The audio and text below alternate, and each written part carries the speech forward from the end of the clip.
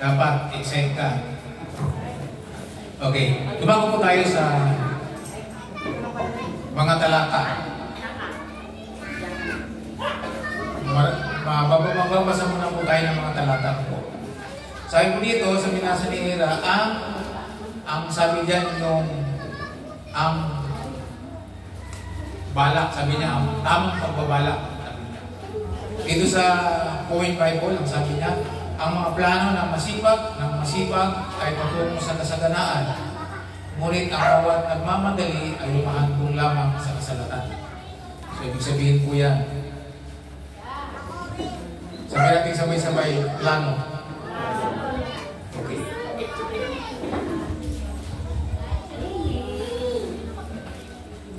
Dito po sa New Living Translation, ang nakalagay po, good planning and hard work lead to prosperity. Yung magandang plano daw po, yung magandang balak, at samahan ng hard work, sabay-sabay, samahan ng hard work, sipag po, ibig sabihin yan, pupunta daw po ito sa kasaganaan. Ngunit yung mahilig sa shortcut, sabi na, but hasty shortcuts lead to prosperity. Yung mga mahilig po mag-shortcut, maghihirap. Yung mga nag-aaral, gusto nila shortcut agad, ayaw nilang tumaan sa process.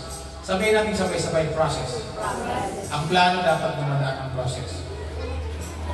Meron pa tayong mabasahin sa Proverbs o sa Kawikaan, chapter 16. Basa pa tayo. 16 verse 22. 16 verse 22. Ang sabi dyan, direction is a life-giving fountain to those who possess it, but discipline is wasted to fools. Sabi ko dyan, yung direction daw po, yung direction, sabi nyo, alam mo ang yung pagtutunguhan, tamang direction, sabi niya, tulad ako ito ng buhay na nagbibigay, parang fountain, bukal ng buhay. At ang sabi po diyan, ang sino mo magkaroon nito, magkaroon ng buhay, pero yung disiplina, kinakaayawan ng mga hangal. Okay, tinan niyo po nyo. Napansin po niyo yung plano, direction, iisa lang po ibig sabihin niya. Kasayin po natin ng isang Kawikaan, chapter 16. Yan sa chapter 16, verse 9. Yan lang yan. O chapter 16, verse 9.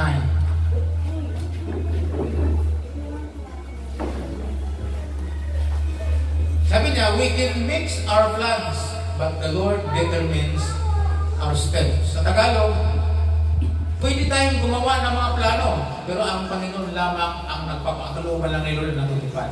Sa ibang salin sa Kawikaan, may nakalagay na, many are plans in a man's heart. Nakalimutan mo po kasi chapter mo. Many are plans in a man's hearts, but only the Lord's purpose will prevail. Sabi niya, marami na po plano sa puso ng tao. Pero, ang tanging kalooban lang ng Lord ang magaganap. Kaya kahit magplano tayo ng mga bagay-bagay, kung hindi kalooban ni Lord, hindi magaganap. Okay?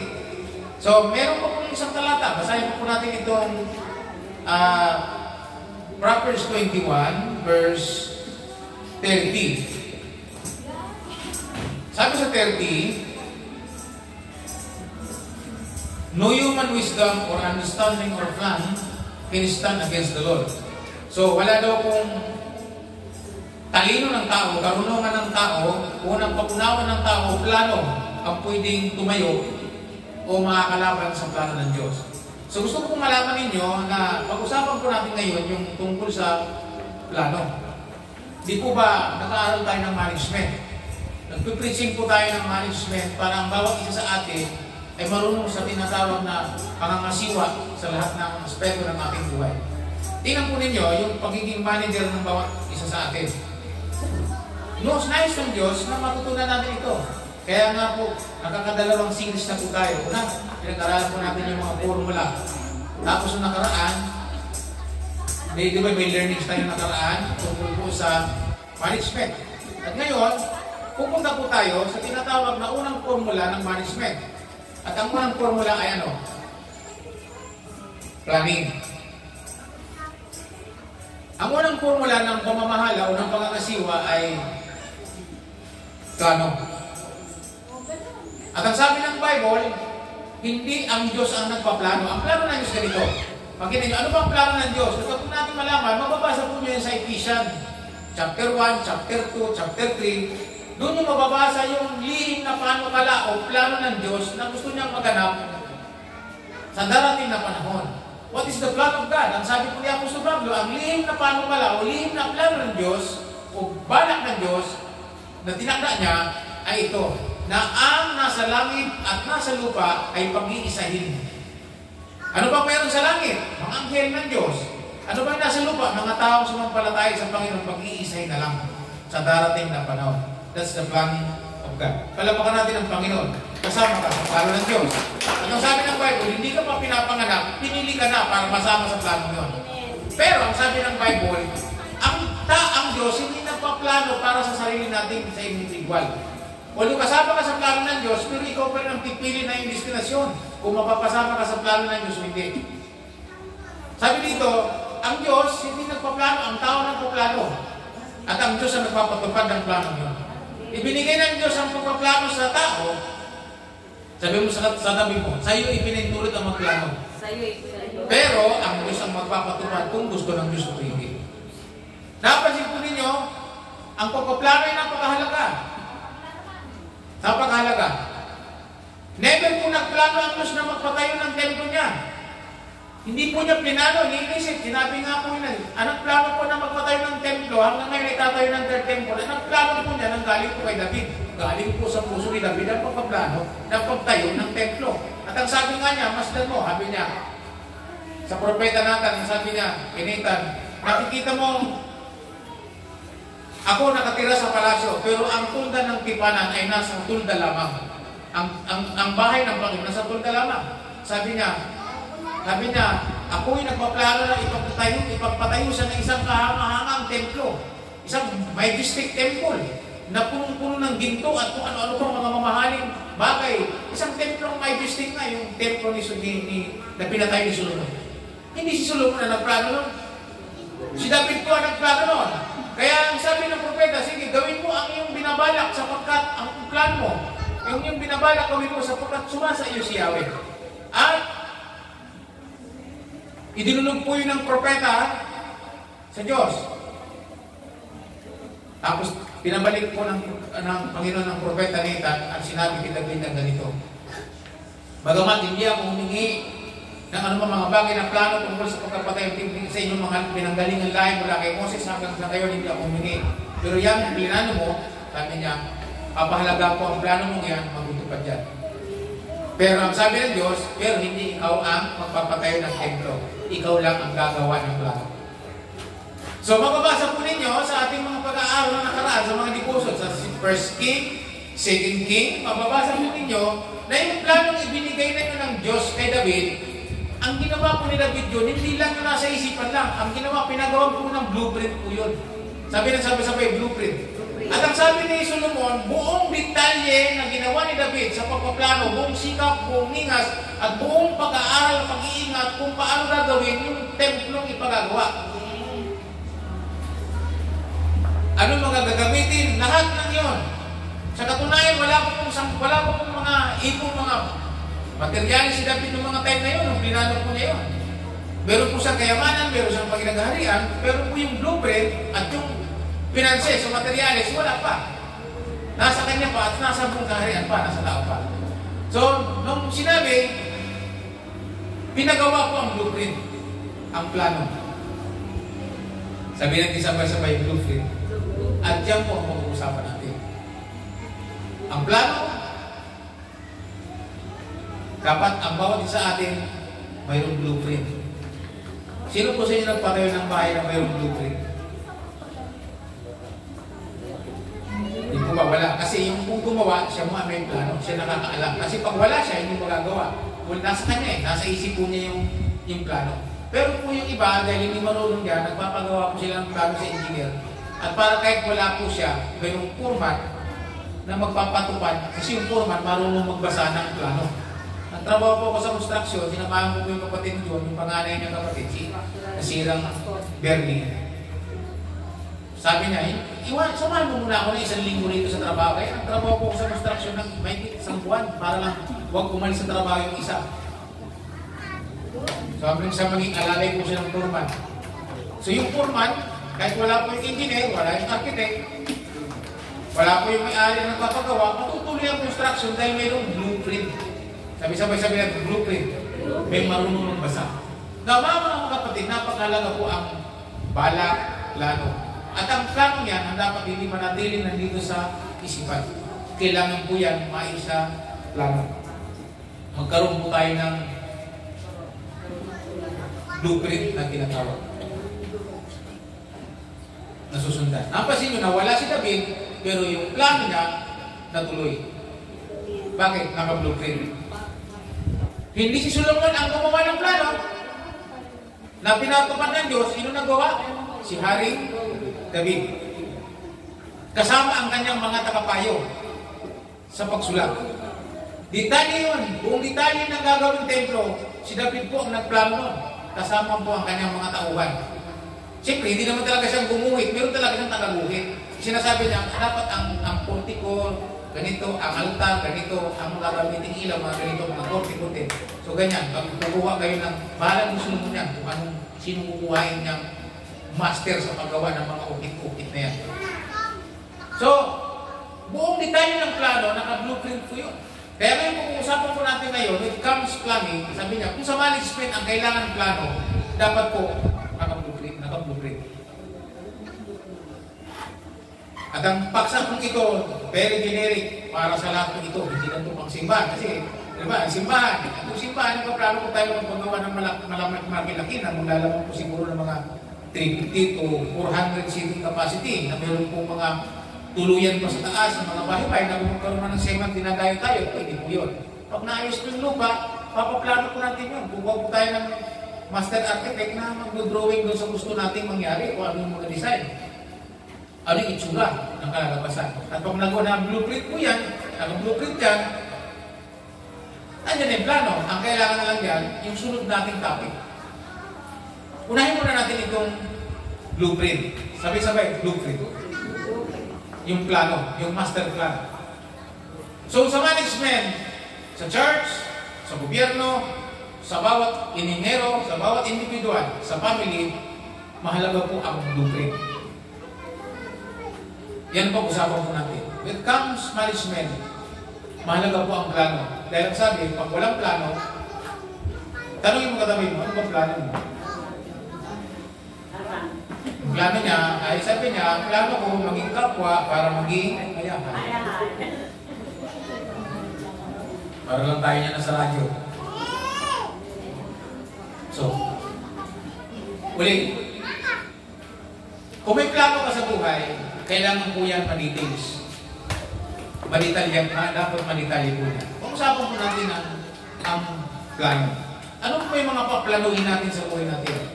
Una po dapat siyempre ang paplanuhin po natin yung ating spiritual life. Yan po ang dapat nakaplano. Ano po yan? Dahil pinag-usapan po natin ang blueprint, ang sabi niya Apostol Pablo nga sa Corinto, sa ibang mga sulat niya sa Ephesians, sabi po niya, kayo ang maliwanag na maliwanag na tinta ng aming pinagtrabahuhan.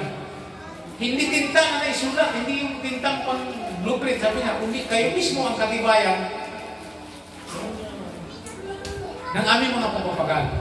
So sabi niya, kay Corinto, ang aming maliwanag na blueprint ng aming paglilingkod. So ano gustong natin makita dito kung kayo magsusulat, kung paplanuhin po niyang spiritual? Paano po ninyo iiwan? Ang ating buhay parang blueprint na iiwanan po natin sa ating pamilya, sa ating mga taong nakakita sa atin. Ang buhay po natin ang blueprint. Ano ibig sabihin? Yun yung ating blueprint, yun ang plano na nakikita ng mga tao, nasusundan po nila. Na kahit mawala tayo, dahil maaalala nila yung bakas, yung ating paglilingkod, sila din po yung magtutuloy dahil meron tayong iniwanang plano na nasa atin. Meron silang tinatanaw na maglilingkod sila sa Diyos kasi magulang nila naglingkod sa Diyos. Amen. So yan po ang maliwanag blueprint. Ano pong ibig sabihin niyan? Kung ang iiwanan natin blueprint dito sa lupa ay buhay na naglingkod na hindi nagtuloy-tuloy sa Panginoon, yan po ang bakas na iiwanan natin sa kanila. Natutuwa ako sa bawat isa atin. So, pwede nga, mag-isa lang umakyat. Kasi nakunawaan niyo na marami siguro ang kahalagahan ng paglilingkod na iiwanan. Natitingalain ng kanyang pamilya na ganito ba ito? Pag ganito pinagdaan natin, tayo lahat dito para pareho ang iba. Pero makikita mo, wala man tayo sa mundo, mayroon po tayo na iba ng baka sa kanila. At yun po ang blueprint. Yun yung pumarka, yun po yung plano na nakita na ako maglilingkod ako sa Diyos. Kasi yung mga nauna sa amin, tinapos nila kanilang paglilingkod. So walang dahilan para hindi ako maglilingkod sa Diyos. Meron po silang maliwanag na plano ng paglilingkod na masusundan. At ang buhay po natin ay maliwanag na ginta ng Diyos na susundan. Yan po, pag una po sa spiritual, ano po ang plano natin sa ating spiritual life? Ano po ang plano natin? Kailangan po yan ay may pakita natin bakas. May maliwanag tayong buhay na iiwanan. Ano makikita ng lahat, kahit buhay pa tayo, mayroon na tayong maliwanag. Mayroon silang makitang plano na si ganito, naglilingkod sa Diyos. Meron silang susundan. Minsan malulungkot po kayo, minsan sa mga sermon ng pastor, pinapatamaan po yung mga tinatawag nilang membro na lalo po yung mga susulpot, lilitaw, pinapatikos pa, pinapadaan lang sa mga discarding mga salitang sa pulpito, parang binabaril na hindi naiintindihan. Di alam ng tao, parang pinapatamaan.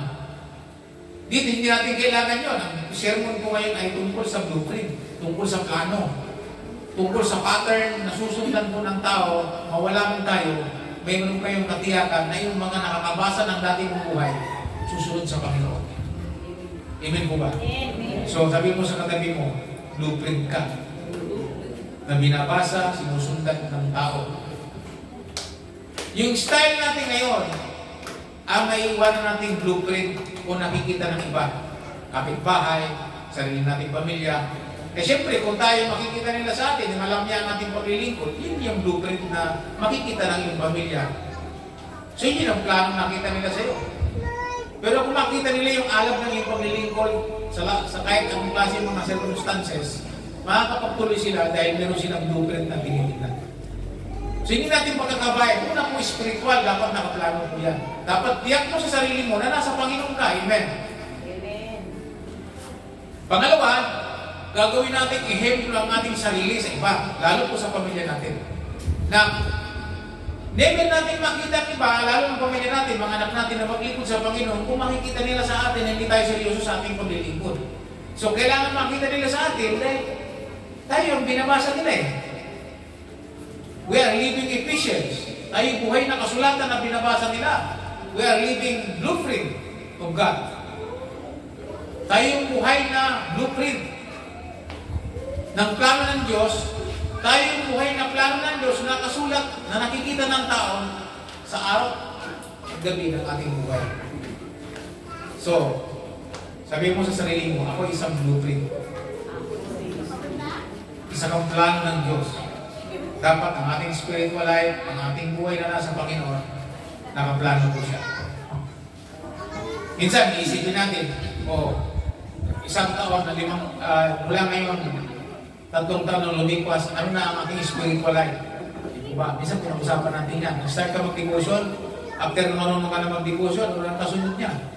Ano nang plano mo diyan sa devotion mo? Pwede ka na mag-plano na, i-share na ako ng aking devotion. Sa Facebook o saan-saan man. Natutuwa nga ako kay Regine. Dati si Regine, sumiligat sa church. Lumipas ang panahon. Dahil lipat doon sa Balagbag, nasa Assemblies of God. Kahapon umalis. Sabi niya, bigyan mo nga ako ng mga libro na makakatulong sa akin kasi nagtuturo na rin ako sa simbahan. So, ibig sabihin, nag-improve yung kanyang spiritual life.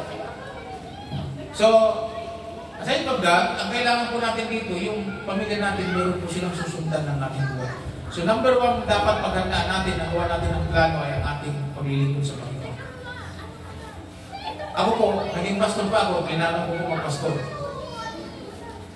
Gusto ng Diyos na magpastor ako, pero yung plano kong yun, ginusto ko maglingkod sa Panginoon. Habang tinawag ko ng Panginoon, sabi ko, ibibigay ko sa Kanya ang aking buhay. Anong aking gagawin? Sabi niya, pwede ko magpastor. So, pinagmasdan ko po yung mga pastor na mga nauna sa akin. At ang turo noon, kung magpapastor ka, kailangan magtitiis ka na habang panahon pag-ipastor. Yun po yung natin yung nasa aking araw. So kahit mali po yung blueprint nila, ako pinagpatuloy sa Panginoon. So yan po ang maiiwanan nating bakas pagdating po sa spiritual. Pangalawa na yung pwedeng isulat, yung blueprint ng ating physical. Siyempre po, pinagpaplanuhan po natin yung ating physical. Minsan nga, si Jenny, sabi ko sa kanya, huwag unahin yung mga bagay-bagay na kailangan.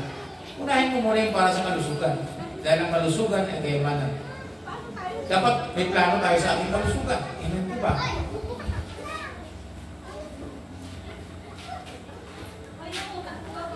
Kasi minsan nakakatupag mga disciples, wala po silang plano sa kanilang kalusugan. Pinaghahandaan po ang kalusugan. Inan po ba? Kaya nga tayo minsan may PhilHealth. Mayroong mga card. Kasi hindi ba panahon na malusog ka? Amen po ba? Lalo kung matakaw ka sa kain. Sarap kasi kumain. Oo, sa totoo lang. Hindi naman bawal yun. Pero kailangan ang kalusugan natin, pinaplano natin. Pagdating sa physical, dapat alam natin ang plano dyan. Kung paano pinaplano po yung pagkano ng pagkain, dapat pinaplano din po yung solusyon sa resulta. Di po ba? Mahal mo hospital.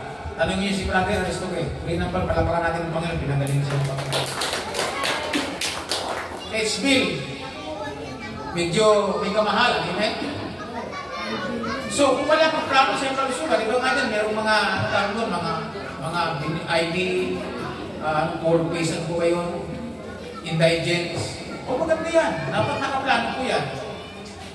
Ay iba naman, masyado extreme, hindi ko kailangan kanyan dahil sa panalangin ko kay Lord, galing na ako. Oo. Pero pag nagkasakit ka, wala kang ano-ano, kamuti ka ngayon. Bakit? Wala ka namang plano eh. Walang tinatawag ng mga health insurance. So, physically, pinaghahandaan po, nagpaplano po tayo ng ating sarili. Ang pagpaplano sa ating katawan ay iisipin mo lagi na mula ngayon, ilang taon pa kaya ako lalaki sa akin sa mundong ito. So pinaplano po yun. Isa pang pinaplanuhan, yung pag lumao ka, walang hassle, sabihan niya. Yung pag namatay tayo, wala nang iintindi yung pamilya natin. Meron ka ng paglilibingan, meron ka ng kabao, meron ka ng lahat na. Dito po naging hangal ang karamihan ng araw. Pero ang management, hindi lamang po yung spiritual. Physically, kailangan po yung paghandaan ng tao. Ito po yung real talk.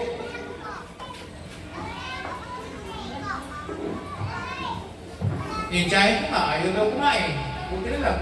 Pinilit din yun na magsikain. Kasi pag hindi, buti na lang, may damayan. Sana makatapos ng 2 years para pre-service. Si Jen nga, kinausap ko magplano na tayo ng Forest Law. Pwedeng hulugan. Isang Forest Law yata, 65, umahigit sangkan yata ang isang lote. So, sa namin, nagkakahirapan na eh. Patong-patong na. Hanggang mag-100 pala pag siguro. 3 na siguro ang pa-akit sa taas. So, makinig po kayo mabuti. Palanuhin po nito dahil pag hindi, ang pamilyang physical na hindi nagplano para sa kanito, maghihirap at doon. Ano sabi ng kawikaan? Ang maayos na plano, magdadala sa kasaganaan. Pero yung ayaw ng disiplinang ganito, ano sabi? Maghihirap. Tingnan nyo, siyempre, mamatay ka. Namatay ka, walang ka ano-ano, walang plano-plano. So, ano nangyari?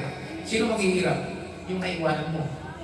Sila magkukumahog sa barangay, kanilang lalapit, at pagkatapos, ano nangyari? Ano na ipamana? Pagkamatay, ano na ipamana? Utang. Di po ba? Dahil walang plano. Naalala ko tuloy isang pelikula na walang plano. Walang plano na ipamana. Yung pelikula po yun, pelikula yata ng Resistasyon sa kani Rupa Gutierrez. Ang role po nila doon, dahil wala po silang namana sa magulang, Wala, mahirap lang sila. Ang role po nila, natulukot. Nandulukot po sila. Mga master sila, palulukot ng wallet, ng bag, nakawatan sila sa syudad.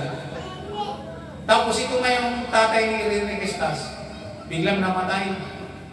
Nung may himatay na, sabi niya, anak, yung pamana ko sa iyo, yung plano, nandoon sa bawal na maliit. Yung nandoon. Akala naman ni Rene Cristas, pera o kaya alam, iminto.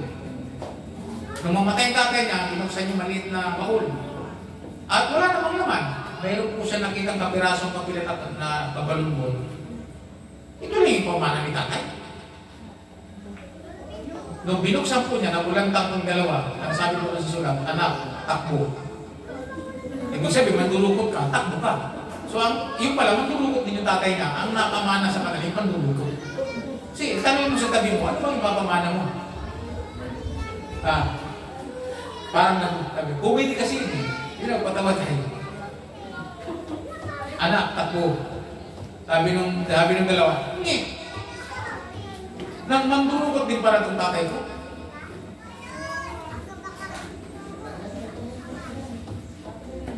Dapat po ganun. Matalino ang sabi, ang mayroong plano. Kasi ang plano, ang blueprint, napakahalaga po siya. Napakahalaga. Physically, kasama po yan. Siyempre po, napakahalaga siya.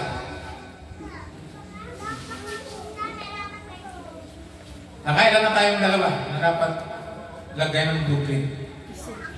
Spiritual, siyempre dapat una save ka. Ano kung plano mo sa pamilya mo? Dapat paligtas yan. Dapat may plano ka dyan. Anong gagawin mo dyan? Pangalawa, physical. Hindi pwedeng bara-bara tayo ngayon dito. Ako nga eh. Nung lumaki ang prostate ko, ang hirap ng kalagayan. Laging puyat sa pag-ihip. Mamaya may iikip. So lahat na ng klase, ng mga herbal, lahat na, sinubukan na. So dapat yung nakaplano. Nakaplano po yan. Kaya sabi ko kay Jake, kalusugan, medyo acidic siya. Dapat unahin mo yung panlaban sa acidic, hindi pa ano. Kaya sabi ko, bili ka na ng spirulina mo kasi talap sa kanya yung spirulina niya. O kaya, optika. Pinaghahandaan po ang kalusugan, may po ba? Ay yung mga hindi nagpapalaga sa kalusugan, wala. Bago matitigo kasi walang plano. Maganda nga po, may pilihin ka. Di po ba? May mga ganon, may mga card, may mga benepisyo na pwede magamit pagdating po ng na ang kalusugan natin ay nagkakaproblema. Siyempre po, lalo na yung pagyayao, yung mamamatay na, isa po yun sa dapat ang plano po natin. Tayo po ay nagmembro ng Maris Pinanggamayan. Maka-announce po ko sa Discipleship GC. Kung sino po yung mga available po niyan, papuntahin ko po dito sa Wiscam muna. Kung mayroong angin at balagbag, punta muna kayo dito. At para pagka balagbag, ang tawag dito? Southville, tapos doon kina Sister Tess, tapos doon, pupunta mo na dito. Pagkatapos, pag maniningil, pwede na silang pupunta doon.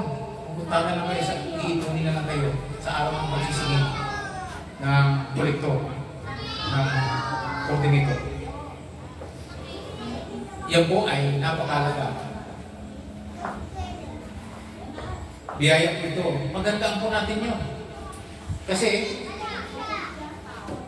umalis man tayo sa mundong ito, tayo ay hindi naging masakit sa ating mga mahal sa buhay. Alam po ba ninyo, minsan sinasabi ko sa iba, alam mo, dapat kang kumuha, hindi naman yan para sa iyo. Makinig kayo mabuti, hindi naman yan para sa iyo. Kung mamatay ka, hindi yan para sa iyo. Kasi pag namatay ka, hindi mo naman alam na yan eh. Amen. Kundi yung buhay ang iiwanan mo, maawa ka. Sabi mo sa katabi mo, parang awa mo na sa pamilya mo. Lalo alam mo naman ang sitwasyon yung ano. Oh. Real talk po ito. Trabaho tayo ng trabaho, pinabayaan natin yung ganito ganyan. Pag namatay tayo, ano naman ang pangalan natin sa ating pamilya? Anong pangalan natin? Kapirasong papel. Punta kay kapitan. Diba?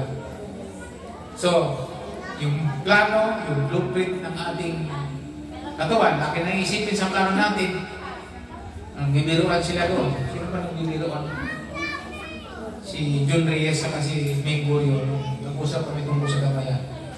Ay, pastor, wala po ganun problema kasi kinausap ko si Lord. Sabi niya hanggang 100 taon ako kami ko, huwag ka na. Baka yung mga koordinator mo, pakay na. 100 taon daw. Sabi nung isa, sabi nung Goryo, kaya? Nag-uusap sila. Sabi ko, siyempre. Pero sabi niya, maganda ito. Maganda ito kasi nakaplan ka. Kaya sabi ko kay Mar, kahit anong klaseng insurance yan, na tungkol yan, kung si Peter man yan, kung ano man yan, basta legit at maaasahan mo pagdating na ginawala at mapapanagaan ng pamilya mo, okay yan. Amen po ba? At least nakaplan. Amen po ba? Nakaplan.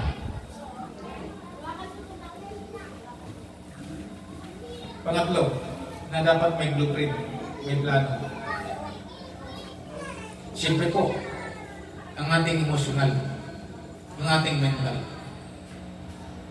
Siyempre, mula pagkabata, tatanda, marami po tayong angkyan. Kasama po sa kalusugan yun, pinaplano po yan.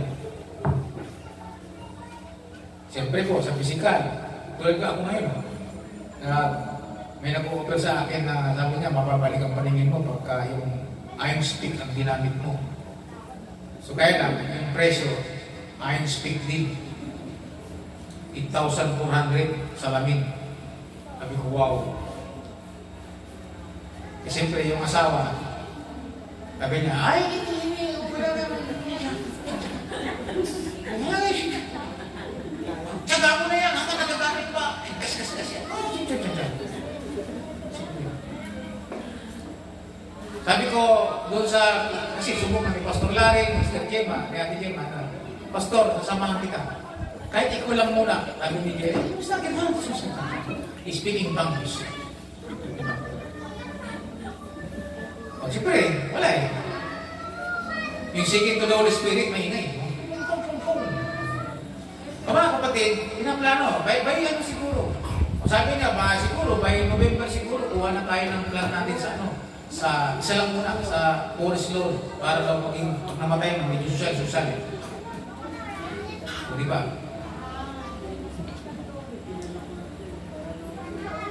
Sana mayroon kayo natututunan, amen? Okay. Last but not the least, na dapat naka-blueprint. Yung ating financial, yung ating mga material, yung mga bagay. Di ba nung nakaraan, ang sabi sa Ecclesiastes ng sinel ko, divide into 7 investment. Hatiin ka sa 7 parte ang iyong kinikita kasi hindi mo alam kung anong mayroon bukas. Hindi mo ba? Na bukasan. Hindi mo alam kung anong mangyayari. So, napakahalaga pala yan. Yun ang sinasabi.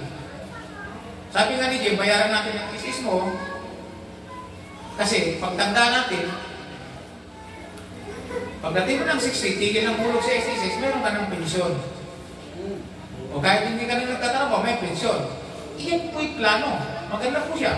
Nagbabayad po kami ako, binabayaran ko isis ko, ang buwan ko po ay nasa, 3,300 monthly. So ngayon, yung aking June, July, August, hindi pa nababayaran. September na. Kaya sabi niya, kailangan mabayaran ito. Kasi bakit? Mahalaga po siya.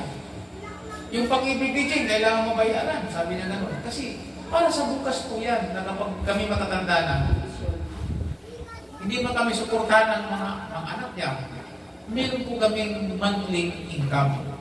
Si the word amen. Makakapaglingkod pa rin kami sa Panginoon ng tuloy-tuloy. Kasi tumatanda na tayo. Lalo yung mga kabataan din, ang nalakas nyo ngayon. Pero hindi mo alam, pag hindi ka nagawa na wala kang SSS, wala kang pag-ibig, wala kang investment na pinuntahan. Wala kang sinalihang pagtanda mo, mga ka. Kasi bakit? Wala kang plano eh. Wala kang blueprint. Pinansaling. Sabi ko nga, puntahan nyo si Jinkitan sa YouTube, matututo ka sa kanya. Kung paano magplano, financially, materially. Paano mag-save para sa kinabukasan. Kasi hindi habang panahon malakas ka. Kanina narinig ko, nag-uusap yung magkapatid. Kaya mo pa ba? Hindi ko nga alam, sa lumisa. Kasi nga, parang sa edad na yan. Siyempre, lalo na yung sa paningin pa. So, kinakailangan Mabuti may mga anak na may nakaplano, ay mayroon yung suporta. E paano? Pero napakahalaga tayo mismo, financially, materially, nakaplano po natin. Tingnan mo si David, nung plinano po niya yun. Pati po yung savings, nung kailangan ng templo, ginawa po niya. Kasi yung blueprint na pinagawa niya, kung wala po siyang, wala po siya, hindi siya nagplano na mag-invest ng mga yun, hindi po mapapagawa ang templo. Sa totoo lang, nung maging hari si Solomon, wala na po siyang inintindi. Preparado na po lahat ng gagamitin. Mga kahoy, lahat na, bato. Grabe. Ang ginawa na lang po dito ni Solomon, i-implement na lang niya. Naglagay na lang siya ng mga tao, tagatibak ng bato, tagatawas ng bato, na libo-libo ang tao. Marami po ang mga tauhan, maraming kapatas. So, kaya mga kapatid, yung mga detalye na pinag-uusapan po natin, next week sa lupa-lupa ng Panginoon, first week ng October, mapapag-usapan po natin ito. Kasi nag-uusap po tayo ng management o ng pagiging in general na usapin sa buhay ng bawat isa atin tungkol po sa pangangasiwa.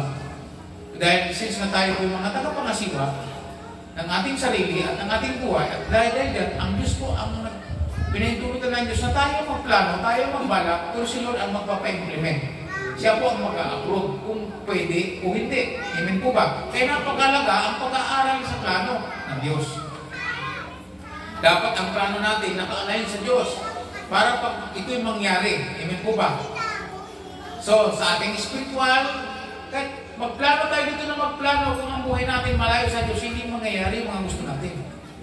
At kahit magplano tayo, maganda ang spiritual natin, kung pati physical natin, hindi natin plinano yan, hindi rin tayo makakapaglingkod sa Diyos. Ang hirap ay maglingkod sa Diyos na may sakit ka, amen? O sige, subukan mo, mayroong sakit si sister, ikaw magpipray, may sakit ka rin, anong gagawin mo? Kasabihin nung nagpipray, ipapanalangin mo, ipapray mo muna sarili mo bago ako, may sakit ka rin. Dapat gumaling ko muna, bago ako. Totoo hindi? Totoo. Parang sinasabi lang ng Lord, bago mo tingnan ang muda ng iba, tingnan mo muna ang sarili mo. Baka mas malaki sa iyo. So, ibig sabihin, bago tayo makapag-minister, dapat makita nila sa atin ito. So, yung bagay na ito, yung 4 na aspekto ng buhay, spiritual, physical, emotional, and then financial, material, asset sa buhay. Kailangan mo nakaplano yan. Kami, dami po namin bayarin. Pero kami binabayaran ngayong ito ba? Pero kami babayaran ngayon kasi may paalaga kaming baka sa Sambales. Di ba sabi, i-invest mo. Nag-i-invest mo kami, papaalaga sige ng baka sa kanyang kapatid. Pag nanganak, yung naipanganak na parte namin, babayaran namin para yung kalahati, babayaran namin. Siya nag-aalaga. So kaya kung bayarin kami yun, babayaran po yan. Pag nabayaran po yun, amin na uli yun, aagitanan nila, pupunanan. Ganun lang pong diskarte. So pamilya na rin po mag-aalaga. Yung kinikita namin dito na kunti-kunti, hulug-hulugan namin yung kawawa nga kasi parang Mumbai po yung kapatid niya na hulug-hulugan, talaga dito. So dami na itong yung bayaran. Kaya, pagbinta ng baboy, nakachap-chap na. Bulas na lang. Pero at least, napunta po sa nasa tamang lalagyan po siya. Hindi po siya nasayang. Amen po ba? Tama po ito. Kasi baka magtaka po kayo, pagka nagmasinso kami. Biglang siya magbumili ng sasakyan si Pastora. Saan galing? Meron po kami mga invest sa labas. Sa pamilya ni Jay, hindi pa nga. Plano nga namin, invest pa doon sa Bicol sa amin. Kaya lang doon, puro kami muna. Puro doon tagakain na ng isda. Ang kailangan doon sa Bicol, maturuan sila paano mahuli ng isda. Para hindi nila kailangan ng isda. Tingnan nyo, sino pong asa sa isda, bigyan na binibigay. O mas maganda ikaw marunong humuli ng isda, hindi mo na kailangan bigyan. Ang tinuturo ko po ngayon ay simple turo sa pangangasiwa ng tungkol sa blueprint. So, ang una dapat, yun po ang plano po natin. Dapat magkaroon po tayo ng master plan ng ating buhay. Alala ko sa tatay, nag-usap sila ni Pastor Lorna. pupunta daw siya sa Bicol pagka tag-araw ganyan, lilibot. So dapat po yung pinaplano sa loob ko, sa sarili ko, kailangan planuhin yun. Kasi unang plano, tingnan nyo. Halimbawa lang yun, itatay matanda na siya, 80 na siya, 80 na. So siyempre, hindi niya na kaya maglibot ng lakad. So ano gagawin? Puro sasakyan yun. Dapat kasama niya sa plano. Ano pong lagay doon? Yung kwarta, yung bayad sa pagbabiyahe, yung pagkain, dapat kasama sa plano yun. Kasi kung wala yun, hindi mangyayari yung binabalak. Kaya napakalaga po yung meron kang susundan. Ang pinag-uusapan po natin ngayon, meron kang maliwanag na sinususundan, hindi ka nangangapak. Sabi dun sa Kawikaan, yung meron kang direksyon, meron kang matamang landas na meron kang tamang gagawin na talagang, ito'y nakafix na ang gagawin, i-apply na lang, mga kapatid. Andyan po kayo mga kapatid. Di ba, bilangin natin ang buhay natin. Ilang taon na tayo ngayon, isipin nyo, magkaroon kayo ng kwenta ng inyong buhay.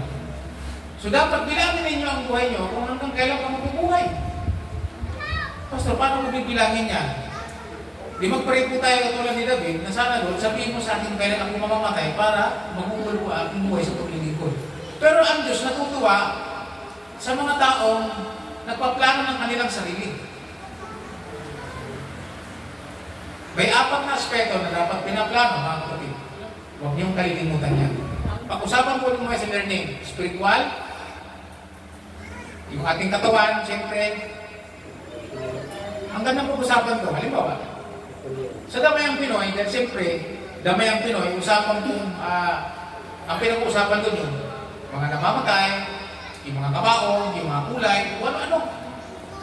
Sabi niya, ikaw, pag ikay namatay, anong gusto mong klase ng kabaong? Ay, siyempre, gusto ko yung top-down, yung puro salamin, kita lahat.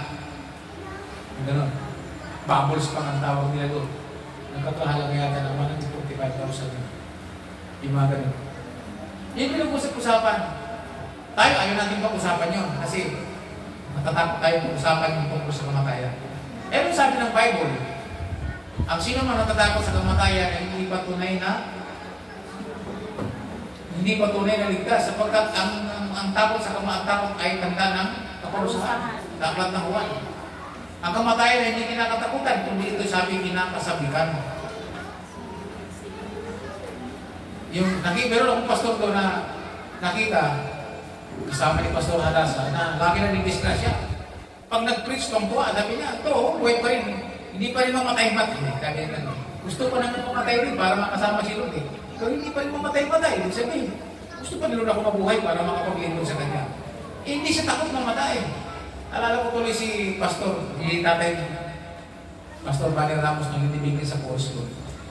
Ang sabi niya, nung nakasabay ko, may nakasulong siya na nagdi-jogging.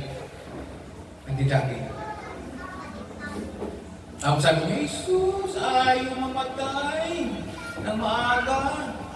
Pero yun siya, may bara ng puso. Sabi nga ng dito, ibabay pa siya, ayaw niya. Kasi ayaw ko na ang plano niya, hindi siya magpa-bypass. Kung ako'y mamatay, masaya na ako dun sa binigay ni Lord. Nasa lupo ko sa palengke sa San Jose, ang daladala ko, baboy, yempo. O yun yung muli kong kita sa kanya na may baboy, may dala siyang karning 1 kilong baboy na yempo. Paglipas ng munting panahon, namatay siya. Pero ang ganda doon, sabi niya, pinag niya. Pero pwede pa siguro siya mabuhay ko na bypass ko siya. Pero sabi, hindi na. Tama na itong pinigay nito sa akin. Masaya na ako dito. At is plano niya. Siya na plano noon. Hindi po ba? At may naiintindihan tayo mga kapatid. So, kaya po nung mamatay po siya, nung tinitingnan po namin doon na nakaigat sa kabao, ang ganda ng ngiti niya. Nakangiti-ngiti talaga. Yun ang nakita kong patay na nakangiti. Ay, alam mo naman yung mga pastor na mga maloko, mga kasamahan ko, magdalaw kami doon, nakatingin, nagbiruan, sabi niya, ang ngiti ni pastor. Oo, sabi ng isa. Sabi niya kasi dyan, nakangiti, ikaw naman ang kasunod. Nakangiti daw yung patay.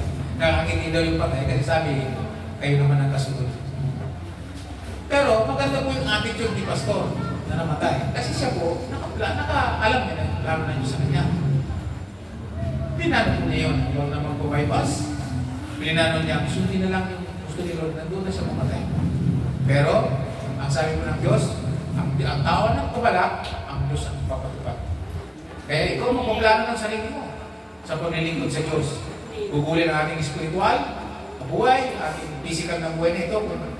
Alam na natin kung kailang taon tayo tatagal kasi may nagkara ng 40, ibig sabihin, pag nag-41, nakalooban pa ng Panginoon. Pero yung future, nagtatagal pa tayo. Siyempre, kung tayo, actually tayo, 80 anos na kayo, kailangan magplano po siya ng pang ano na lang, pang ano na lang.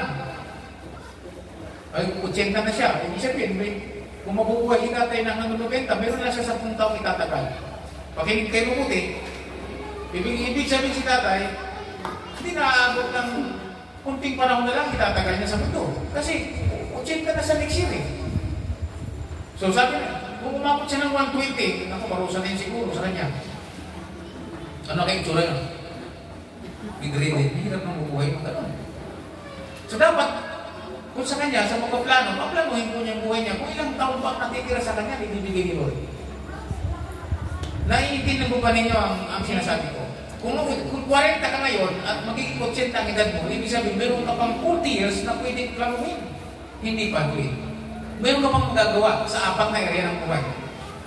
Yung mga ipaiwanan mo mana, yung bakas mo sa spiritual, physical, sa paglilingkod sa Diyos, emotional, at yan, financial, material. Mga pag-aari na pwedeng makita na yung pinamahalaan. Kasi ang pera, kapag hindi po natin pinano yan, mawawala din agad yan. Na-share ko na po sa inyo yan. So, gusto ko lang kung makita po ninyo ngayon ay yung blueprint na dapat may basta. At sa sunod na linggo, pag-usapan po natin yung gagamitin sa blueprint. Ano nga uli ang unang formula ng pamamahala? Planning. Alin ang paplanuhin natin? Spiritual life, physical life, emotional life, ayan, material blessings. Ipaplano po natin siya. Okay, so general na po natin pinag-usapan na paplanuhan natin gagawin. Yung detalye po ng ating mga pag-uusapan next week, maganda po siya kasi pag-uusapan po natin ang pangalawang formula ng pamamahala. Yung unang formula ng pamamahala ay ano? Planning. Sabihin sabay-sabay planning. Pagbabalak. At ang pagbabalak daw po, anong gagawin? Pag gumagawa ka mayroon ka ng balak, anong gagawin? Anong gagawin? Gagawa ka ng? Anong gagawin? Gagawa ka na ng blueprint. Gagawa ka na ng balangkas. Detalyado po yan. Hindi detalye po natin.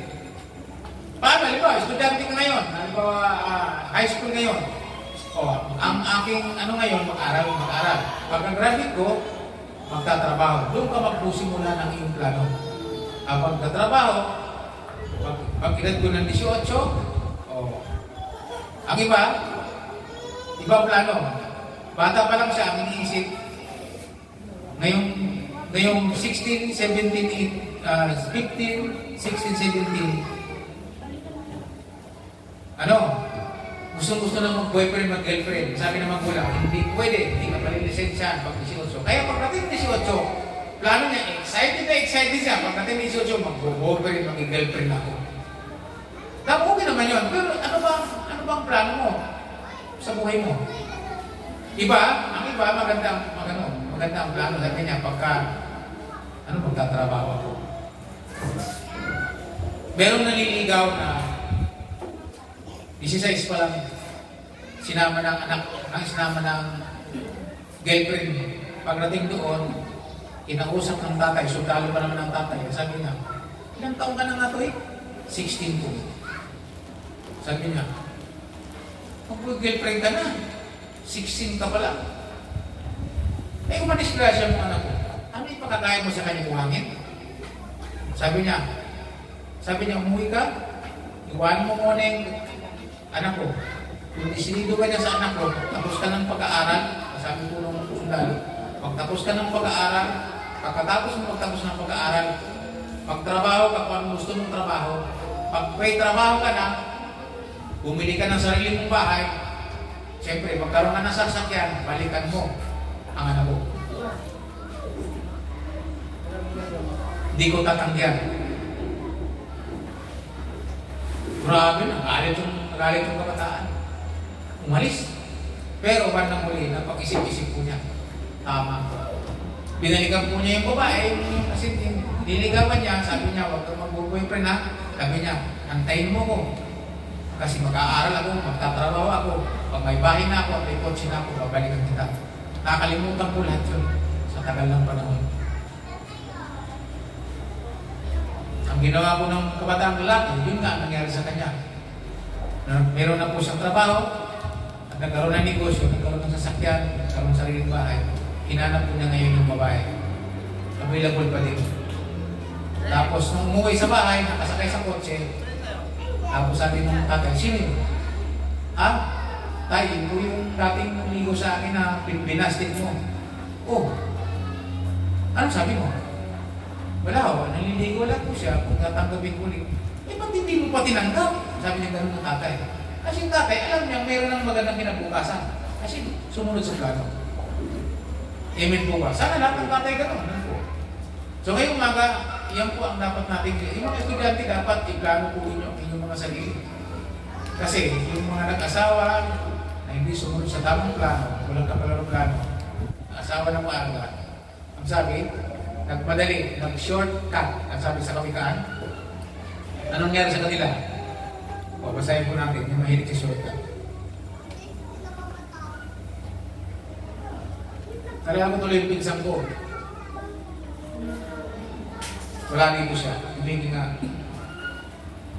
Babasahin po natin dito. Tayo po dito sa 21, verse 9. Verse 5. Good planning and hard work lead to prosperity, but hasty shortcuts leads to prosperity. Leads to poverty, hindi prosperity.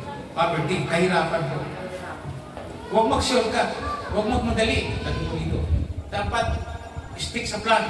Sundin po yun. Yung pong bilinidagpit kay Solomon. Now, meron po isang kabataan na ako, alala ko sila dati. Kapatid, huwag na banggitin pangalan. Bata po po niya, siguro mga edad po niya 12. 12 pa lang. Sabi ko, ba't ang ingay-ingay yan sa kanila? Kakalus ko sa kanila. Ang ginawa ko po, sumilip ako sa bintana, ganyan. Nakakita ko. Nagsuot ng bra. 12 yun. Nagsuot ng bra. Pagkatapos yung bra, siniksikan ng maraming papel. Tapos na ganyan siya, tapos kaganyan sa lamin siya, ganyan. Sabi ko, ay ining, sabi ko, huwag mong madaliin, darating, lalaki din yan. Sabi ko, huwag mong madaliin, huwag mong pwilisahin. Gusto niya lang lumaki agad yung bumper niya. Hindi, darating naman talaga yun eh. Gusto niya agad shortcut, 12 ka pa nga lang eh. Kagad gusto mo agad, 18, 20 ka na. Wala, pag ginanong po natin madali, yung mga batang gano'n, ano? Ayan, 15 anos pa lang. Pinapatindi ng anak. So alam na natin kung ano magiging bukas nila. Kasi wala po silang plano sa kanilang sarili. So blueprint. Kung tayo po nagpaplano, dapat po naka-blueprint. Ano ibig sabihin? Meron na susundan. Ano ibig sabihin yan? Meron. Pagkatapos ko mag-aral, ito na aking gagawin. Paglipas ng 3 taon, ito aking gagawin. Maganda po siya. Tapos kung mag-aral, may trabaho na ako. Yan. Sabi ng tatay, nung naalala ko si Christian, mag-propose yata ng kasal sa Baguio. Tapos nakita ko dun sa tawag, sa usapan din ng mga Pa, kasabwat ka ba rito? Si Papa yata kasabwat dito eh. Tapos sumagot yung tatay, matanda ka na. Ibig sabihin, okay na. Nasa plano na tama na po yun. So sana po dapat sa samang panahon, kung pinadali niya, 16 pa lang, wala na. Kaya mga kapatid, walang shortcut sa pagpaplano, may proseso. Ang dapat natin muna dapat, blueprint. Yan po ang napaganda natin. Sana kayo po, kung ano pa naisip po ninyo sa inyong mga sarili, ano yung mga magiging kakalabasan ng ating buhay. Remember mga kapatid, dito ko magtatapos. Lagi nyo alalahanin, hindi nyo alam kung kailan kayo mamamatay. May namamatay na bata pa, matanda. Huwag nyo i-expect lagi na, ay, mag-iising din ako ni Pastor Tony. Wag. Kasi hindi nyo alam. Di ba ang sabi ni Santiago? Pag kayo magpaplano, sabi ni Santiago, huwag nyo sabihin na bukas, ganito, pupunta kami sa ganyan, ganito doon. Hindi. Ang sabi ko, at duloobin ng Diyos, pupunta kami doon. Bakit? Bakit gano'n? Sapagkat hindi mo alam kung bukas ay buhay ka pa. So ngayon pala, natutuwa ang Panginoon kung marunong tayo gumawa ng plano para sa sarili natin. Actually, dudulog natin sa Panginoon. Sabi natin, Lord, kung ako yung bibiyayaan, parang si David, kung ako bibiyayaan. At iba, sino ba makikita natin nag-pray ng ganyan? Si Jacob. Nabasa niyo ba si Jacob nung siya tumakas kay Esau? Pinapunta ng nanay niya sa kanyang kamag-anak sa Haran.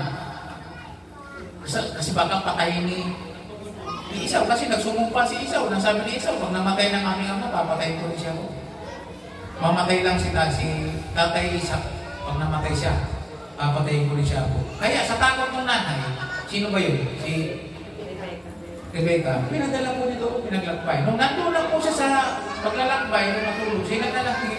Sabi ng Panginoon, kung ako'y inyong pagpapalain at ako'y makakabalik dito, sabi niya, ano sabi niya? Ibibigay ko kay kapo ng aking lahat ng pag-aari. Doon po nagsimula ang wala kay Abraham, hindi ito po si Abraham, si Isaac. Alam ni Jacob yun kung anong formula, kaya sabi niya, ibibigay ko ng aking ikapo sa inyo. So, nagkaroon siya ng nagkaroon siya ng dumating pong panahon na pagbalik niya, nung pumunta sa Haran, isa lang siya, pagbalik po niya, sandamukan ng blessing ng dala niya. At bumalik siya sa lugar na yun, kung saan ang pakita sa kanyang Panginoon, doon siya nanalangin. Kasi yan ang panalangin natin. Lord, kumulupin po ninyo, no, bago taong kanito, pagpalain niyo po ko, ganito po ang aking mga gagawin. Sino nagplano ng ito po? Diyos ba o siya po? Siya po. Sino nagplano? Siya po. Wala pa po noon ang turo tungkol sa pag-ikapo. Wala pa ang utos tungkol sa ganito. Pero meron ang ikapo sa mga lingkod ng Diyos. Sino nagplano nun? Siya po. Mga kapatid yung umaga, pagpalayan tayo ng Panginoon, sana ang buhay natin, tayo ay matutong magplano. Siyempre, hindi ko ito mapakahapain. Ang maganda ko dito kayo mismo ang gumawa ng plano yan sa apat na area ng buhay. Ano nga ulit? Spiritual, physical, emotional, yan, material blessings, pera, pagkaari. Dapat po nakaplano. Kung paano nakaplano ang pagpapatayo ng isang magandang bahay, dapat ganun din po ang gagawin natin sa ating Pilipinas. Manalangin tayo. Maraming Diyos, salamat po, Ama. Maraming Aba, Father.